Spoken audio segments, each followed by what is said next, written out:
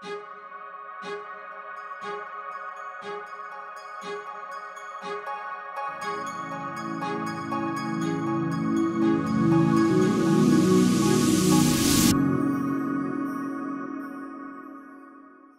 hello and welcome to Kitty Talks. We share inspirational life stories that empower you to create yours. And today I have a very special guest all the way from Austin. She splits her time between Austin and Costa Rica.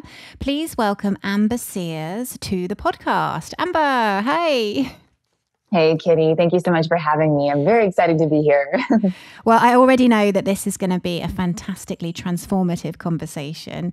For those of you who don't know, Amber does many things in the world. She used to be a professional dancer, and then she trained in Pilates and yoga, and now she's a holistic nutritionist. But I'm going to ask her to share more about what she does in the world. But Amber, thank you so much for joining us on the podcast today. Oh, yeah. Thank you for having me. Do you mind just kind of telling my audience who you are and what you're doing currently in the world, just to sort of set the scene for them?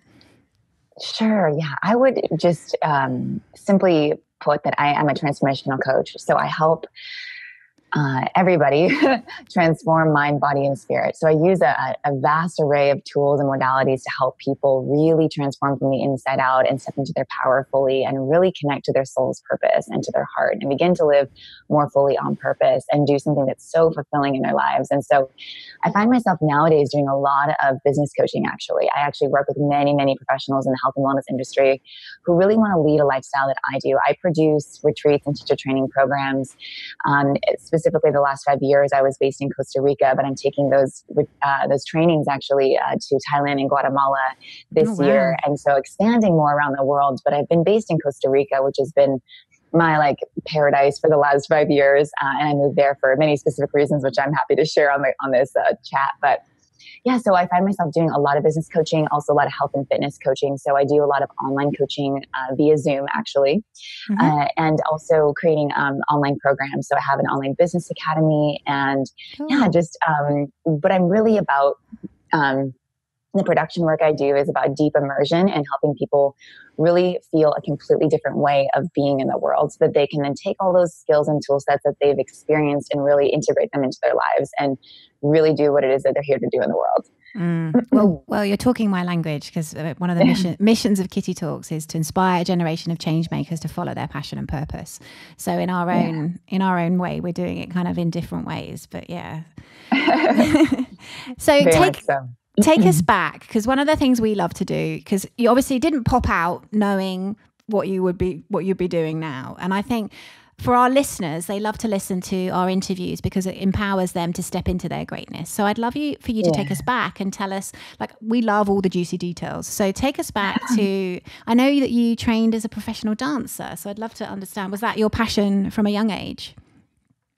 Very much so. My parents put me in ballet when I was 3 years old, and I danced my entire, basically most of my life. So from age 3 to 18, I was fully immersed in the competitive dance world. So in California, what that looks like, I grew up in Santa Cruz, California. And so what that looks like is every weekend I was going to competitions. Once I started competing, probably age 6 or 7, I started competing. And so it was hours of training after school every day. Plus on the weekend, I'd have one-on-one training with my choreographers, and then I would go and compete. And so that dance was my life. Dance was my heart. It was my gift, very much so. And I loved it so much. But I really hit a wall when I turned 18 and was really struggling with, what do I want to do this for my career? Is this what I want to do? And so I ended up actually my first 2 years of college studying wildlife biology. And I wanted to just kind of experiment with some other different passions I had. And then I decided to go back to dance, and I went back and finished my degree in dance performance and choreography at San Francisco State. And I went on to dance professionally in San Francisco for 8 years. Oh, wow. And so, contemporary ballet and modern were my main, styles of dance as a professional. And but along the journey, I had so many acute and chronic injuries. Of course, yeah. Where Pilates and yoga came in, because from a very young age, at age 13, I had some really severe stress fractures in my lumbar vertebrae, L4, L5. And it really threatened to sideline my dance career in a huge way because I was in chronic pain and I was going to chiropractors, physical therapists, acupuncturists, like you name it. I was trying everything to try to remedy the pain, and everything just kind of felt like a Band-Aid. It wasn't actually getting to the root of my imbalances and the reason I was in so much pain. And so I found Pilates at age 19 when I transferred to San Francisco State, and we started taking Pilates mat classes. Was like the foundation of our warm up and let's say our maintenance as dancers. So before we go in and dance for 5-6 hours or whatever in our rehearsals, we would have Pilates mat. And within 2 weeks of practicing Pilates mat, my back pain vanished. Wow. And I was like, whoa, what is going on here? Like, what is it about Pilates that is radically changing my life and changing my body? And I realized that I had so many major imbalances as a dancer. We are really working in our bodies in a very just imbalanced way. Oftentimes we're working one side of our body a lot more than the other. We're working in external rotation in our hips. Like we're doing a lot of things that aren't like actually ideal for the human body, especially long term. And so I found myself just basically rehabilitating myself, like rebalancing my musculature, realigning my bone structure, understanding how to move from a balanced place versus from just no alignment or no awareness of that. And so that really allowed me to dance another 8 years professionally. And I'm so grateful for Pilates for that, which is why I dove into it. So at age 19, I became like super interested in Pilates, wanted to learn the whole system on the equipment. So I learned the reformer, the catalog, like all the equipment that Joseph Pilates created, plus the mat technique, and I started teaching it. And I started actually assisting my teachers in college because I knew like this was such a powerful transformative tool. And I was so angry that no one had told me. I'd gone to all these other specialists and nobody told me, oh, just try Pilates, Amber. So I was like, nobody deserves to be in this sort of pain or have these sorts of imbalances. And I'm going to be that teacher that goes out there and helps people, whether they're rehabilitating injuries, they're professional dancers, or they're just the super mom that's, raising 4 kids at home. No one deserves to experience this sort of imbalance and pain. And then along the journey, I had a really just pivotal moment where this was like age 23. I was already teaching basically full-time, teaching Pilates, private client based in San Francisco, teaching classes and also dancing professionally. And I was just really burned out. I had just graduated. I was building my business as a Pilates instructor. And I really needed to just experience a different way of living. I needed to just radically shift my life because my whole life had been dance. My whole identity was wrapped up in being a dancer. So I decided to sell everything. I literally was reading all these blogs about being a digital nomad, and I was blogging at the time as well. So I got into blogging at this time. And I decided I'm going to leave San Francisco and I'm just going to go dance around the world. That was like my goal. So I bought a one-way ticket to Australia and I sold everything, put what I could into 2 backpacks and went traveling. And I didn't know when I was going to return. And was this your intuition just telling you to do this? Like, what was the thing driving you? Because I think that's a massive shift, a huge shift, one that a lot of people would maybe be scared to make. For sure. So for me, I had actually left a really bad, it wasn't a super bad relationship. It was the guy I was dating at the time. We had met in the party scene. And when I turned 21, I quit drinking. I was really anti-alcohol at that point. I'd had my party years, but my boyfriend was basically an alcoholic. And I had stayed in the relationship longer than I wanted to because I really didn't value myself. I didn't know who Amber was. Sure. And I found myself in this codependent relationship where I needed a partner to feel valued, to feel complete. And so I had this when we broke up, it was this really pivotal shift of like, I need to figure out who Amber is. I need to learn to love Amber because clearly I found myself serial dating, just kind of all these random guys and realizing like, if I don't love and respect myself, I can't attract the same in a partner. And I really need to figure out who I am. And so that's really what shifted me was, what is life like for everyone else in the world who's not been a dancer their entire life? I really wanted to know what that felt like. I wanted to know what it felt like to be normal because I'd grown up in such a disciplined way. I can imagine, yeah. And so this was like an experiment. It was like, if I leave everything I've ever known, I leave the States, I leave my family's pressure, the societal pressure I'd grown up in, and I leave my like identity to some extent as a dancer, because I did go to Australia and I did teach Pilates and I did dance professionally and I did do some of the things that really light me up inside. But I also took about a 3-month break where I just said, I'm not going to do anything that I'm used to doing. I'm not going to eat clean. Because of course, as a dancer, you're like watching everything you eat. So okay, I'm not going to eat clean. I'm just going to go travel and do what like the normal traveler does, right? They just kind of roam around. Party. Yeah. And that was the other thing, is that I wasn't drinking, right? So this was a whole like experiment. And I was 23 years old. I wasn't drinking. I was on the kind of backpacker scene, which is all about partying. And I found myself just being like, just very isolated, because even though I wanted to meet friends and stuff, they all wanted to party. And so I had some rules for myself too. It was like, don't date, because I need to find myself. So the rule was like, don't date, even though that would be very fine. Good at 23. It's pretty profound thing to do at 23.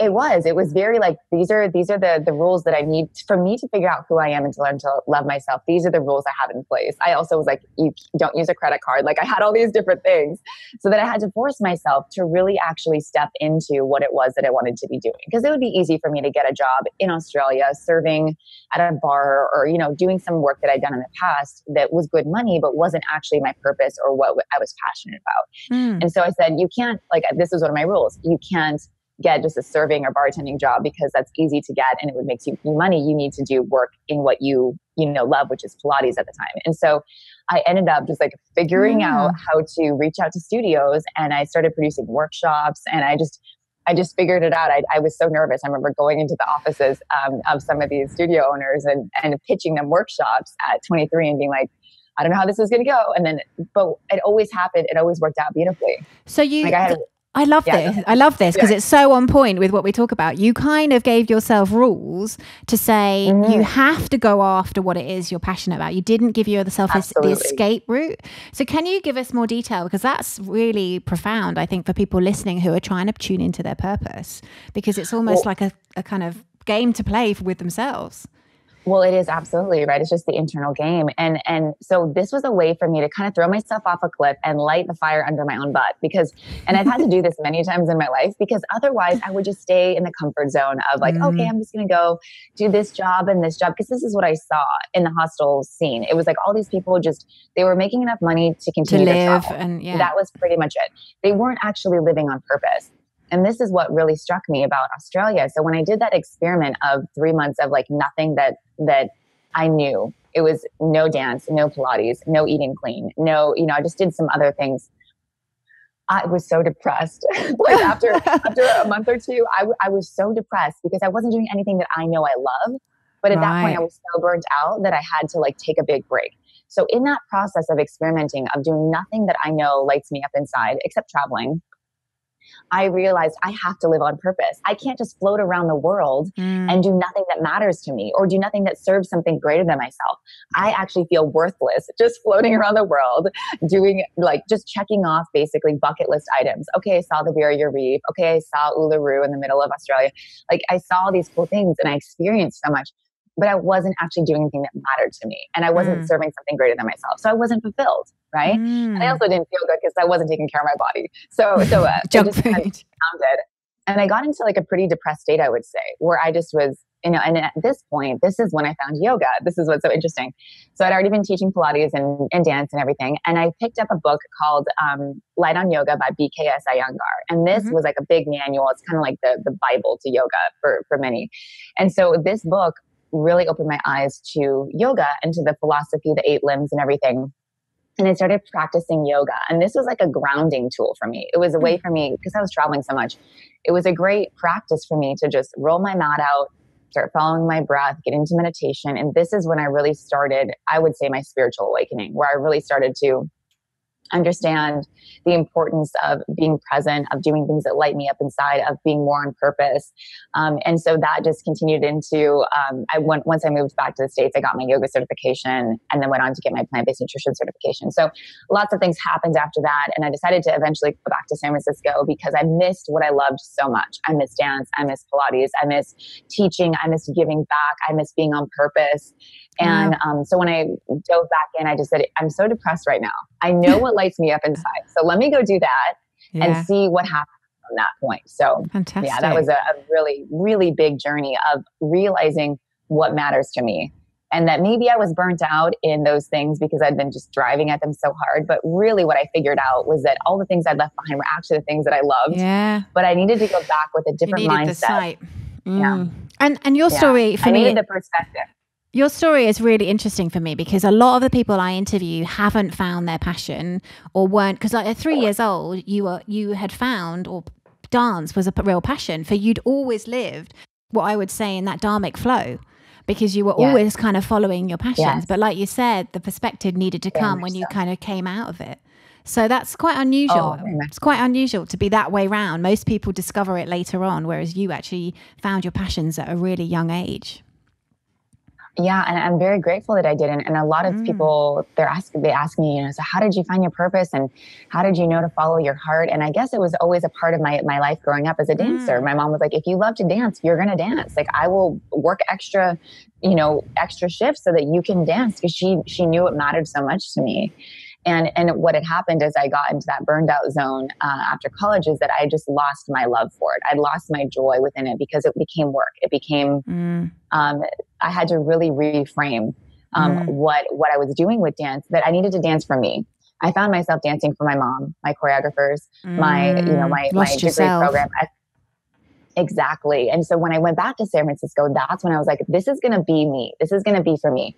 I'm going to dance with the companies I want to dance with. I'm going to go to the classes I want to go to. I'm going to decide how many Pilates classes I teach and what I teach and what type of classes I'm teaching. And I'm going to really consciously choose what I really want to do and build my lifestyle that way, versus just kind of doing what's expected of me, doing what society thinks I should be doing, following the path that other Pilates teachers have taken or other dancers have taken. I'm just going to create my world from a new, bigger perspective of, and I love that as well, because that's one of the things that we are all about on this podcast, is getting people to do what it is they want to do. Because so many of us have that, like we grow up in an environment where we feel like we should be doing this. And interestingly, you said even within dance, which you were passionate about, there were shoulds. There were things that you did because you felt you should, rather than actually what does Amber want to do in her dance career. So that's a very interesting distinction. Yes, absolutely. And I found then when I went back to San Francisco and really started living that way, that's when my joy came back. That's when I was like, okay, I'm now empowered, and I now have the control and the power over in my destiny to really create it however I'd like it to be. And the other thing I always really fascinated in is, because for me, I've studied Dharma, Amber, and when we do our Dharma, we are literally using our unique gifts and talents and our passions in service to others. And what you generally find is then suddenly it's like the universe opens up for you, like these synchronicities will flow. So do you remember kind of experiencing, because once we get strong in who we are and what we want and go after what it is we want, then I think that's when the universe really goes, okay, I've got your back. We're going to flow now.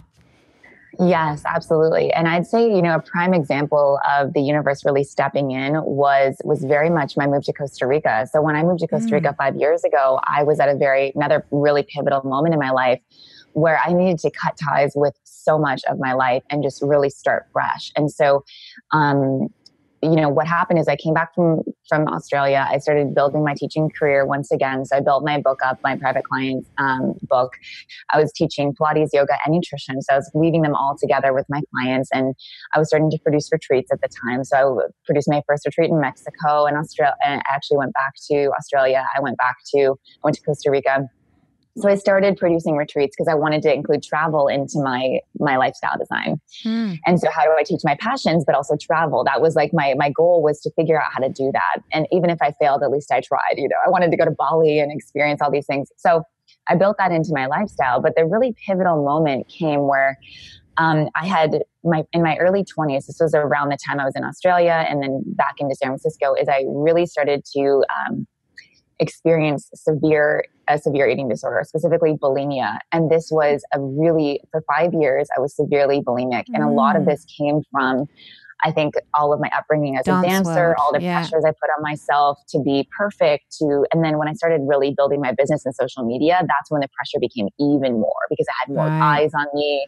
I was more afraid of judgment and criticism. So I became even more of a perfectionist. And this was when the self-destructive thoughts and habits became a reality in my life. And I was always the person that was like, I'll never have an eating disorder. Like, I'll never let people get to me. I'll never let a choreographer tell me to lose weight. Like, there was this like kind of inner defiant child who was like, that's never going to happen.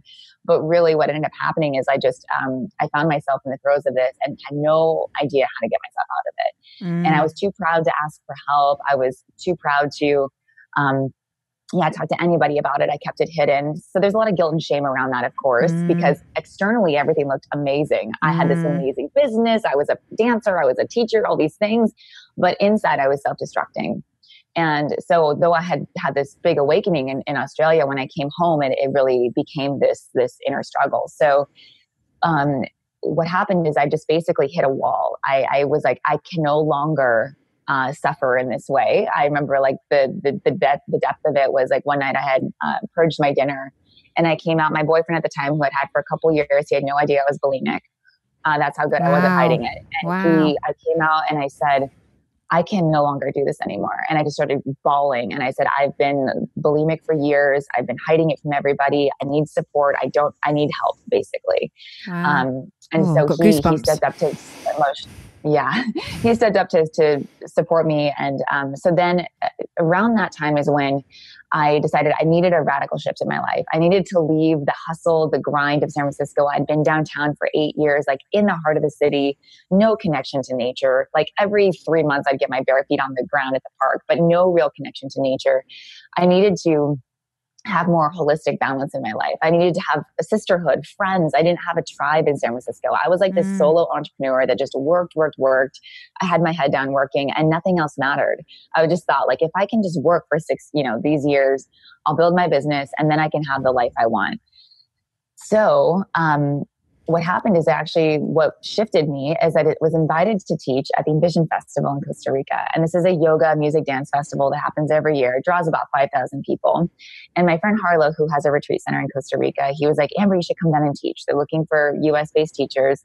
So I decided, okay, I'm going to leave the matrix that I'm in. I'm going to jump down to Costa Rica for 2 weeks. I'd never taken a vacation. I was just such a workaholic. and I seriously, I was so out of balance. And so I taught at Envision and I saw all of these people leading these unbelievably beautiful lives. They're living in paradise. They're teaching what they love. Like specifically, I met a woman named Sophia Tom, and she runs a yoga retreat center down in Costa Rica. And she embodied what I wish I was, which is like this divine feminine goddess leader. Like I just saw her like that. She had this unbelievable lifestyle, living in the jungle, running her beautiful retreat center. And she was teaching and dancing at the festival. And I just remember being like, if she can do it, I can do it too. Wow, I've got to find a way to do this. Yeah. So I left so Costa Rica really opened my heart in such a huge way. I realized how much I was limiting myself, how my lifestyle was just so out of whack. So I go back to San Francisco and I'm talking to all my friends and my clients about how much I loved Costa Rica. This is when the universe stepped in. And I had a client come forward and say, oh, well, if you were to build your dream down there, what would you build? Nice. And I was like, well, I'd probably open up a wellness center. Like that's always been something like a dream of mine. He's like, well, let's do it. And I said, what? And he's like, yeah, like, I invest in small businesses. I had no idea this was part of his. Yeah. He's like, I invest in small businesses. I would love to invest in this and let's talk about it. So I go through this whole process with him. But here's the kicker. I'd gone down to Costa Rica. I'd scouted locations for my wellness center and I chose Manuel Antonio, which is where I've lived for the last 5 years. And I decided, okay, I'm going to open this wellness center. It's going to be great. I told him where it was going to be, how much it was going to cost. And I came back and I'll never forget this. July 4th, I told all of my clients in San Francisco that I was leaving San Francisco to move to Costa Rica. Yeah. And I was going to open my wellness center. And he writes me a 1-line email saying, Amber, I'm so sorry, but I can't invest at this time, period. Oh. And I was like, oh my God. I literally just told all of my clients, all of the studio owners that I had taught for years, like I'm leaving. I had brought in a roommate to take my space in my apartment. Like there was all these things in line. Oh my God. I had equipment on the cargo ship going to Costa Rica. Like it was that, and I had almost signed the lease on the studio. So I was like panic mode. Okay, Amber, how bad do you want this? How bad do you want this? So I started talking to everybody I can. Would anybody invest in my business? And sure enough, crazy enough, I ran this meetup group in San Francisco that was for like raw foodies, vegans, people into health and wellness, people really into the organic food scene. And one of my friends from this group, I had no idea was an investment. He was an investor and worked on Wall Street. And he was like, Amber, I would love to invest in this. And I was like, what? Like, okay. Like this Thank was God. literally, I was leaving for Costa Rica in like 3 weeks. Wow. It was crazy. I already had a ticket and everything to go to Costa Rica. He steps forward. He's like, no problem. He doubled what I was asking for in terms of the amount of money I thought I needed. He doubled it. So again, angel, like universe saying, this is your path. You need to be committed. And so I literally came home in March and I moved down there. I landed August 1st in Costa Rica. And what an incredible there's story. no other, there's no other time in my life that has felt so universally supported. I mean, this was like divine intervention. It was, this is your new investor. It's going to be way better than you could ever imagined. And this is your path. You need to go to Costa Rica. And I knew that, like when I was in Costa Rica, I remember this super strong intuitive knowing, because nowhere else in the world has ever felt more like home. Like it felt like my soul's home.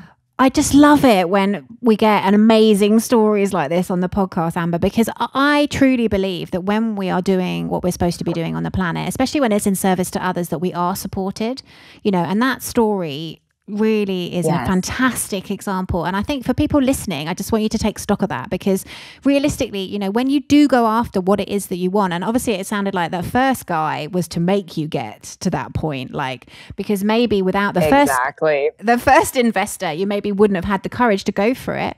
But then the second guy was your knight in shining armor and the universe having your back. But it is possible, I think, is the key thing. I mean, yeah. And I suppose the only other thing it's so possible. Yeah. Sorry, carry on. I was just going to say that, what I really lacked, what that first investor gave me was the belief in myself. He believed in me more than I ever believed in myself. He was like, you want to build a wellness center? Let's do it. Let's go. And I was like, no one in my life had ever, my parents supported me, but they couldn't support me financially like this investor was going to. But the fact that he believed in me enough to invest in my vision was literally mind blowing to me. And so what I learned from that was belief is everything. If you believe in yourself, and then like once he dropped off, I was like, Amber, this is all you. Like you're going to either make it happen or you're going to regret never trying, and you're going to be stuck in the same lifestyle. So I had all this passion and fire. I was like, I'm going to make this happen. I don't know how it's going to happen, but I'm just going to make it happen. And luckily the universe stepped in. Well, it sounds also to me like you spoke it into existence, because you told all your clients, all your friends, and that's and I think it's for people listening who maybe haven't experienced something like this. Like I'm lucky enough, I've had sort of similar experiences, Amber, in my life. And I think that has given me the faith to trust the universe to go, like even doing this podcast is all about inspiring other people that they can live like this. But I think unless you've had that experience like you have, it is a difficult thing to believe in until you've had this incredible synchronicity. But I do believe that it's entirely possible for everybody. It's not just available for you and me. This is everybody. This is available for. Yes, and I wanted to speak about speaking it into existence, because that's what I did. I told everybody I knew about what I was doing, how I was doing it, what I visioned for it. I was just so dedicated to that vision. And when you speak that into existence and you talk as though it's already happening, that's when things start to arrive. Yes, absolutely. And you were there in your head. You were there in your head. You believed it. You were there. You could feel yourself in Costa Rica. And I think that's the other thing for people to really get their heads around is, the universe doesn't know the difference between what you're saying you're doing and actual reality. So if you're believing that you're there and your vibration says I'm there, then the universe almost has to catch up with you to make it happen. Yes, very much so. And I think you want to be open to, because at the time I didn't even know that investors existed. I didn't even fathom, like that wasn't a part of my reality. I didn't grow up around entrepreneurs. I had no idea that people would just believe in me and want to invest in me. I never thought that was even a thing. So when these investors stepped forward, I was like, oh my God, there's the whole world of investors out there who are more than happy. Yeah, they've got money. They want to make money back. They want to do something with it. I mean, I remember talking to the first guy. He's like, I have all this cash flow I need to do something with. And I remember being like, that's a reality for you? Okay. Like I because for me, that was never my reality. Like I never had more than $20,000 in my bank account at one given time. I just didn't know that reality yet. And so being open to the fact that like the universe will provide in such a way that you don't even know is coming, and you also don't even know exists yet, possibly. I have to tell you that I've got energy, like all through our interview, had energy like rushing through my body. Like there's so much truth being spoken, I think is the key thing in this interview. So just fantastic, absolutely fantastic story. And, it will give so many people listening, it's totally possible for this to be your reality. So work out what it is that you're passionate about, and you have your unique talents as well, and go towards it, because that's when these beautiful synchronicities will occur in life. Absolutely. And so then to like kind of continue the story, because the wellness center I thought was it. I thought, okay, this is the dream. I'm going to go down there. I'm going to open this up. So I get down there, I'm sitting on all this cash, which by the way, I'd never had more than like 50K or 20K in my bank account. So having a big chunk of change to sit on was absolutely terrifying. I was terrified to spend it in all the wrong ways. Thinking about problems that you come up with. A lot of people think, okay, the problem is not having enough money. But when you do have the money, then the problem is, how do I manage the money? And so I was learning again about the scarcity mindset around money, because I was literally nickel and diming everything, even though I was sitting on a big chunk of change. And I remember just worrying myself, the anxiety, the weight of this financial burden was so intense on me. And so the first year of my studio, I realized, this is not smart business to be open. Actually, I was producing retreats and teacher training programs. I had daily classes, but the slow season in Manuel Antonio, it's a very seasonal place, was literally dead. There was no one in town. I would sit in the studio for days and not a soul would walk in. Right. And I remember being like, I'm wasting so much money in overhead costs having this studio open. No one's here except for like tourists coming in. That was like my main source of income. So I decided after a year, this is not smart. I'm just burning money. I'm going to close the doors, and I'm just going to produce retreats and teacher training programs at various locations around my town. But choose what weeks and what months I was doing these trainings, and have this more location independent lifestyle. So I wasn't tethered to Costa Rica, because though that was a dream, my real dream was to have more freedom and more flexibility, and to work online primarily so that I could travel. So I wasn't stuck 365, 24/7 at a studio, because that's what I found myself doing. I moved down there and just created the same amount of work for myself. And I realized, I really want to be online. So that's when I started doing a lot more online coaching and just producing retreats and trainings from my laptop. I would just book a retreat center and do my retreats there, and then have the rest of the time, just free to work online. And so that was a really big ego shatter as well for me, because I thought, oh my gosh, I thought this was my dream. And I thought this is what I was supposed to be doing. And I drove so hard at it, and I had this vision of this amazing retreat center with all these people from all over the world. But I really had to humble myself and say, you know what, Amber, this isn't actually what you wanted, though. It's not actually what you wanted. You wanted more freedom. You wanted this location independent lifestyle. That's why you left San Francisco. That was one of the main reasons. And so, so now over the last, this is like 4 years ago now, is when I really just went online. And I also wanted to mention that a huge part of my journey was actually like within the first 6 weeks of living in Costa Rica. That's when I sat in my first ayahuasca ceremony. Yes. And this ceremony shattered my reality about myself. I realized how much I was holding myself back, how much I had so much healing to do around my eating disorder, around my perfectionist mentality, my lack of self-love. Like all of this stuff was just blown wide open for me. And I realized how much healing I was really there to do. I was very called to Costa Rica to do my own healing and go through my own transformation, no matter how challenging it was, because it's very challenging to run that studio and to process all of this stuff. And I had left my entire identity as a dancer in San Francisco. I'd left everything I ever knew once again, to start a new life. And though I was teaching Pilates and yoga and doing a lot of things I love, I wasn't dancing. And my whole world, like my whole life, was dance. So I really had to let go of that identity and begin to create a whole new reality and step even more on purpose with something that I had no idea was even part of my path. So now all of my retreats and teacher training programs include ayahuasca ceremonies. I do not serve ayahuasca, but I work with a shaman that's about 20 minutes from me in Manuel Antonio. And that path has been I had no idea that world even existed. The whole world of shamanism and working with master plants from the Amazon. I had no idea that even existed. When I sat in my first ceremony, and after several ceremonies beyond that, for my own healing, I realized this is a massive part of my path, a massive part of my path I had no idea existed. So when I stepped onto that, this was another pivotal moment. I was leading a yoga retreat in Manuel Antonio, like I always did, like every month. And it just so happened that a ceremony lined up with the tail end of my retreat. So there was a weekend right after this retreat. Synchronicity. And synchronicities. This is, again, the universe stepping in. I mean, it was really clear to me. So I had this retreat, and I remember I told the shaman I was working with, I was like, I might bring a group with me. I don't know how many people will come, but I just want to let you know, because I'm going for my own healing. I'm going to go regardless, but I wanted to invite, my guests. So I share my story. This is the last day of the retreat, and I'm crying, and I'm reading this article that I've written in a local magazine about my transformation. And I said, so you guys, I'm going to this ceremony in 2 days. If you're still in Costa Rica and you'd like to come, feel free to join me. Just a simple invite. All their hands go up. Every single one of them. Oh, wow. All 12 of them. And I remember being like, what? Really? Like, really? You've literally never heard of this medicine in your life, like ever. And you're going to come with me. You trust me, and you're that compelled to come. So they come with me to the ceremony. They have the most amazing transformations that they, and awakenings, realizations about themselves. And I said, oh my gosh, Amber, could this be part of your path? Could you weave in this amazing healing modality that has helped you so much and clearly is helping all these other people? Yeah. Can you weave this in? And that's when the Epic Awakening was born, which is my 5-day shamanic yoga retreat, where we have 2 ayahuasca ceremonies within this 5-day retreat.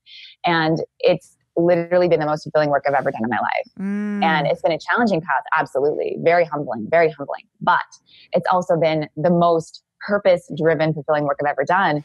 And I wouldn't have it any other way now. I look back, and if you told me 5 years ago that this is where I'd be producing shamanic yoga retreats, I'd say you are absolutely out of your mind. And so what I love to share is that, like, there's part of your path that you don't even know exists yet. It's like hanging out in the ether. And then there's like this little doorway that opens, and if you step through it, oh my God, there's this whole reality that you don't even know is there. So being open to that is such a necessity. So I just trusted. I was like, okay, like, is this really? Felt I'm right. like, this guy, like, is this really it? Is this really it? Is this why I'm coming? Is this why I was called to Costa Rica? Yeah, why wonderful. And it very much was, very much. So, yeah.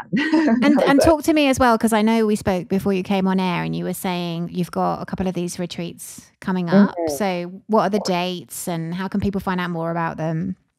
Sure. Yeah. So the Epic Awakening retreat is one that I run. Now I'm running it probably every 3 or 4 months, because I